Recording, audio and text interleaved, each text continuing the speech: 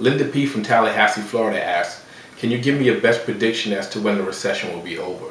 Well, from a purely economic definition, the recession actually ended in 2009. However, the effects of what has now been called the Great Recession will be long-lasting, and some changes will actually be permanent. When we look at things such as the unemployment rate, which is about 10%, that number will probably remain at about 10% because many of the jobs that were lost were unrecoverable. And they were unrecoverable due to the obsolescence of certain industries. Those industries are gone forever.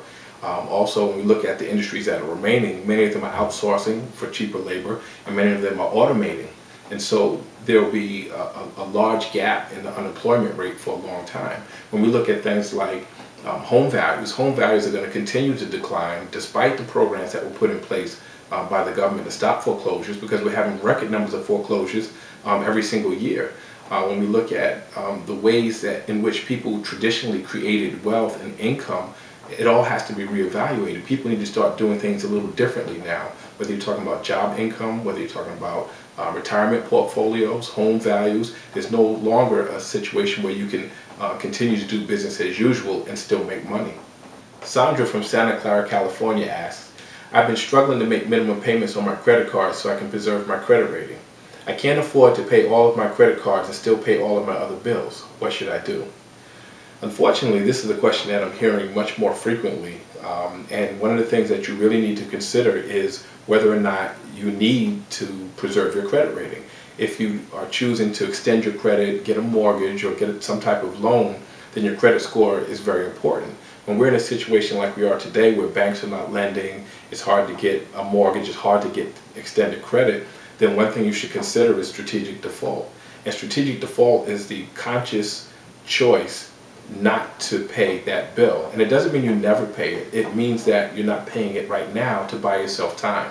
And what it does is allows you to take the money that you were dumping into the credit card that's high interest and putting it somewhere that can actually earn you money, putting it in an asset that gives you a return, which means that you can either pay a settlement down the road with the credit card, reduce it, eliminate it, but it allows you to buy time and utilize that money for something to your benefit. Kennard S. from Philadelphia, Pennsylvania asks, I signed up with a new company as an independent business owner selling a product that everyone needs. Despite having a great website and scripted presentation, I haven't made any sales beyond family and friends. Is now just a terrible time to start a business? Many people find themselves in a situation now where they need to either supplement or replace their current income, and starting a business is actually a fantastic way to do that. The mistake that Kennard made and many people make is that they find a product or service that they believe everybody needs, and then they look for somebody to sell it to, and that process is actually backwards. What you need to do is understand that people only buy what they want and not what they need, and so the proper way to do it is to find a hot target market that has already demonstrated that they have a want, an insatiable appetite for something, and has demonstrated a willingness to already pay for it. And then what you do is you find or you create that product or service that they're already asking for. And with today's technology, it's a lot easier to do that than it was in the past. If you use Facebook, Twitter, blogs, all these type of interactive situations on the internet, then you can speak directly to your target market, and they'll tell you exactly what they want, how much they're willing to pay for it, how they want it delivered. And so now you have the ability to do things utilizing technology that you never had the ability to do in the past.